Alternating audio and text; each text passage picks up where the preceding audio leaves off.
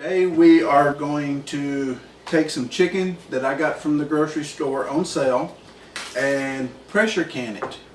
I want to be able to save it so that I don't have to worry about putting it in the freezer. There are times when we lose electric and I just do not have to deal with it. So come on along and we're going to cut the chicken up and I'll show you how to pressure can it. Cutting up the chicken for the most part is pretty simple. All I do is cut it up in bite-sized chunks to get it ready for the jars for canning. I'll take and put it over in a bowl, and once I get that bowl filled up with this 5 pounds worth of chicken breast, then I will go put it into the jars. And I'm sure y'all don't want to sit there and watch me cut up 5 pounds worth of chicken, so I'll be back in just a moment. The whole time that I've been cutting up this chicken, I've had some jars on the stove sterilizing. I've got my rings and my flats on the stove. We'll get the rest of this cut up and then we'll move over to the stove to put them in the jars and get them in the pressure canner. Now that is 5 pounds worth of chicken cut up in that bowl. So let me get my mess cleaned up here, then we'll move over to the stove. Now that we're over here at the stove, I'm going to pull the jars that's been sterilizing out of my canner and put some chicken in them. These are pint jars, and the rule of thumb is you can normally get about a pound of meat in a pint jar, which makes it real nice when you're preparing your meals, because most meals call for a pound of meat. I take and I push it down so I can get it as full as I can.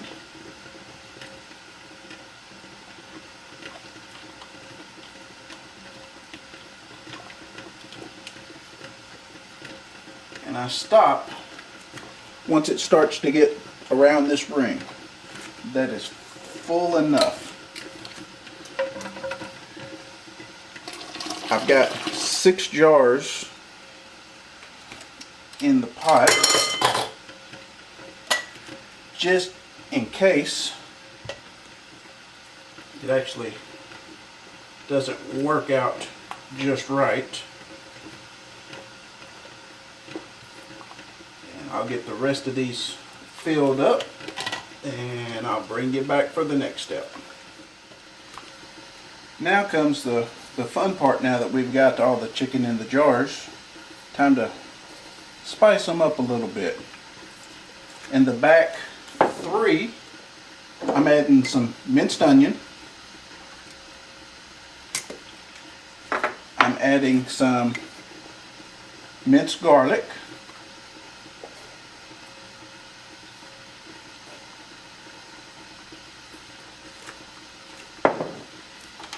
And just a dash of sea salt. We can get this small one out. This measuring spoon is a 1/4 teaspoon, but I'm not even putting that. Maybe about half of a 1/4.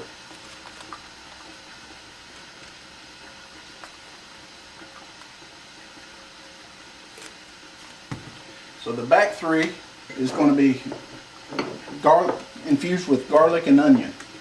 The front 2, I'm going to add some rosemary. I'm putting in roughly a half a teaspoon of rosemary.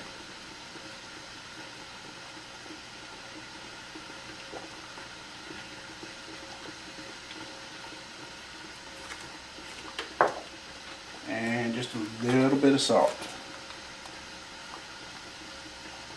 Now what's going to happen when you pressure can these is the chicken is going to cook down and it's going to create its own juices.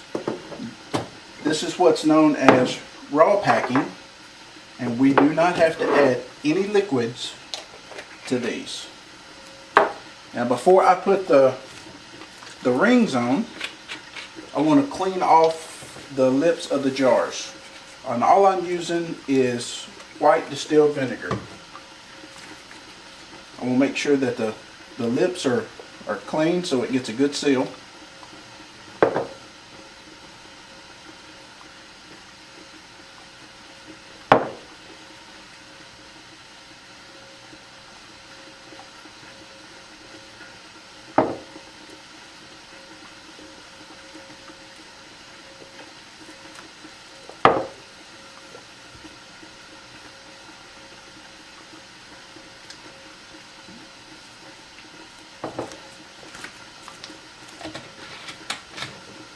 Now we'll grab our lids and our rings.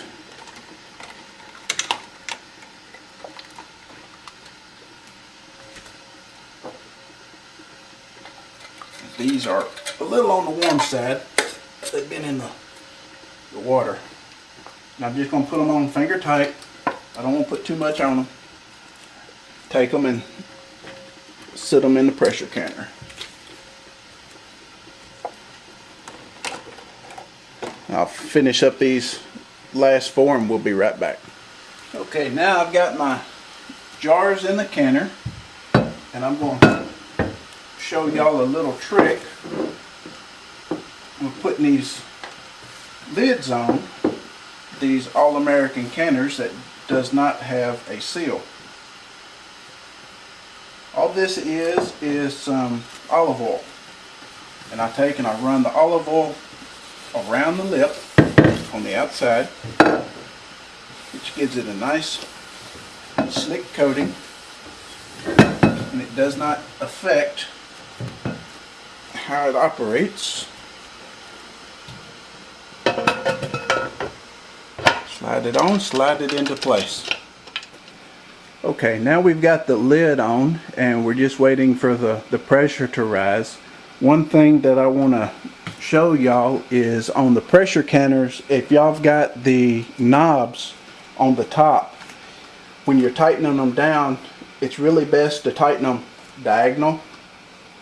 That way you get even pressure, even clamping pressure when you're seating that lid. That'll help you get a good seal. And I'll bring y'all back once we finally start getting some steam coming out of the nozzle. I don't know if y'all can see that, but it started to blow out steam, and what that is doing is evacuating all the air that's in the pressure canner. I'll slide a little bit of black behind here, and y'all can definitely see it with this in the back. I'm going to set the timer on the microwave for 10 minutes and let that evacuate all the air out of there. And then I'll put the weight on top and we'll bring it up to 10 pounds of pressure for 75 minutes, and that is from my altitude. If you live in a higher altitude, you may want to check the recommendations for your location.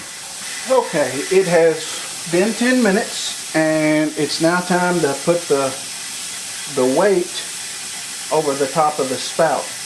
This is one place you have to be very careful of because that steam will burn you big time.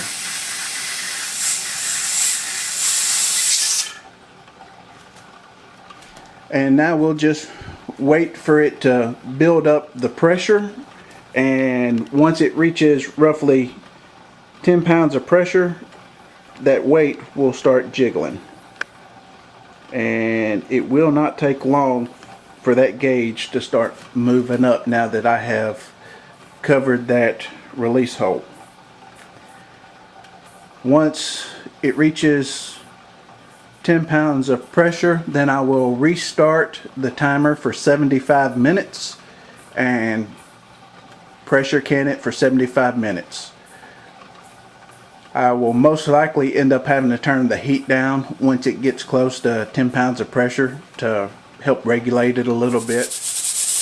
Okay, it's been about 10 minutes since I was last here with you, and I'm up to about 10 pounds of pressure, and as you can hear, thing is starting to jiggle and move around and do what it's supposed to.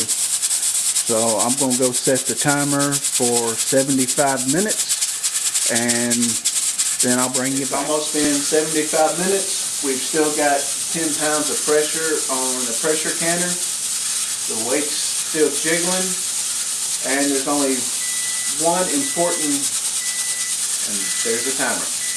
There's only one important step left to do. Turn the stove off. You do not want to remove the weight until it has a chance to release the pressure naturally. So what I'll do is we're just going to let it sit. It might take half an hour for the pressure to go down gradually. Once the pressure gauge reaches 0 pounds of pressure, then I'll pull the weight off and slowly undo the screws that hold the top on. So I'll see you in about another half hour. Okay, it's been about a half an hour. I'm using a pair of pliers to take off the weight. It's still pretty hot. And then I'm going to slowly undo the clamps that hold this on. This particular model has got a couple of safety catches on it. I twist it to the side, and when you open it up, always open it up away from you. So if there's any steam left, it goes out the back and it doesn't go towards your face. Go ahead and pull out the jars. And unless these jars did a little conga line on the inside, these two here is the rosemary chicken.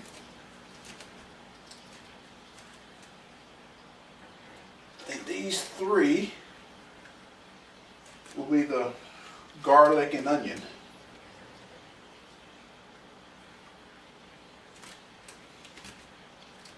I'm just sitting these on a folded over dish towel on the counter for them to cool. I don't know if y'all can see the bubbles, but this chicken is still cooking inside the jar. It'll take a little while for it to cool down, and once it cools down, you'll hear the lid go pop and it will be sealed. I'll come back probably either late tonight or most likely tomorrow, and I'll test to make sure that they've all sealed. If some of them doesn't seal, then they'll go into the refrigerator to be used as soon as possible. That is how you pressure can chicken. Thanks for watching, and if you like this video, subscribe and click the like button.